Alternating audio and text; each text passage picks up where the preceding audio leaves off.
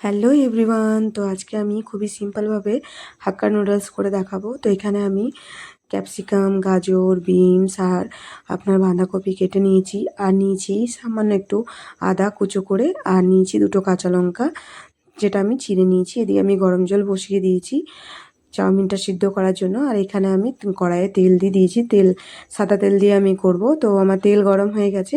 তো এখানে আমি তেলের মধ্যে দিয়ে দেবো আদা কুচোটা, আর দিয়ে দেবো আপনার কাঁচা লঙ্কাটা। ওইটা হালকা লাল হয়ে উঠলেই আমি ওর মধ্যে দিয়ে দেবো কেটে রাখা বাঁধাকপিটা।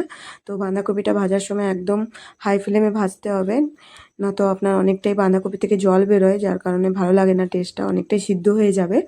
তো এদিকে আমার বাঁধাকপিটা আমি ভেজে নিচ্ছি, আর এদিকে আমার চাউমিনটাও সিদ্ধ হয়ে যাচ্ছে। তো জল গরম হয়ে গেছিলো, চাউমিনটা আমার ফুটে উঠলে আমি গ্যাসটা বন্ধ করে দেবো। আমি বেশিক্ষণ ফুটাই না। তো এই চাউমিনটা খুবই পেঁয়াজ রসুন ছাড়াই হয়, আর খুবই টেস্টি লাগে খেতে। তো পুরো ভিডিওটা দেখবেন আপনারা। হ্যাঁ, তো এইখানে দেখুন আমার বাঁধাকপিটা ভাজা হয়ে গেছিলো। তো আমি গাজর আর আপনার বিনসটা কেটে রেখেছিলাম, ওটা দিয়ে দিলাম। তো ওইটা দিয়ে পরে আমি একটু ভেজে নেব ভালো করে, কারণ কি আপনার সিমলাটা এখন দেবো না, সিমলাটা দিলে গলে যাবে। তো এদিকে আমি চাউমিনটাও দেখে নিচ্ছি, আর এখানে আমি সবজিটার মধ্যে দিয়ে দেবো আপনার হাফ চামচের মতো নুন। তো এখানে আমি ক্যাপসিকামগুলো দিয়ে দিলাম। তো ক্যাপসিকামগুলোও ভেজে নেবো এবার। আর সবজি যখন আপনি দিয়ে দেবেন সব কটায়, তখন হালকা একটু নুন দিয়ে দেবেন। নুনটা দিয়ে দিলে কি হয়, সবজির মধ্যে একটু না নুন চলে যায়, যার কারণে টেস্টটা ভালো লাগে। তো এখানে আমার সবজিগুলো ভাজা হচ্ছে, আর আমার চাউমিনটাও হয়ে গেছে। তো এবার আমি চাউমিনটা ছেঁকে নেব জলটা। তো এখানে ছেঁকে নিচ্ছি, আপনারাও এইভাবে একবার বানিয়ে দেখবেন।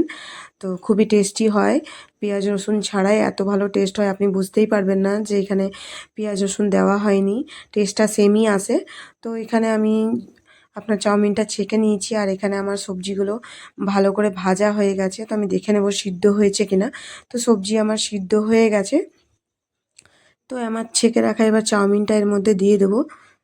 সবজিগুলো অনেক ভালো করে ভাজা হয়ে গেছে, সব সিদ্ধ হয়ে গেছে।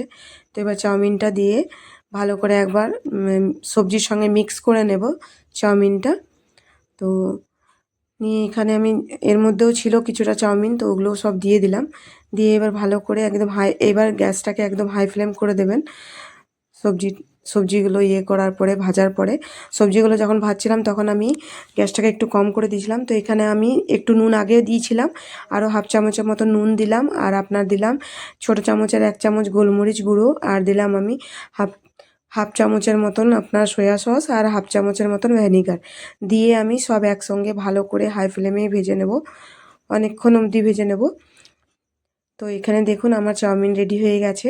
তো আপনাদের এই রেসিপির ভিডিওটা কেমন লাগলো পেঁয়াজ রসুন ছাড়া, তো অবশ্যই একটা লাইক কমেন্ট করবেন ভালো লাগলে। তো আবার একটা নতুন রেসিপির সঙ্গে দেখা হবে, নতুন ভিডিওর সঙ্গে। তো সবাই ভালো থাকবেন, সুস্থ থাকবেন। রাধে রাধে।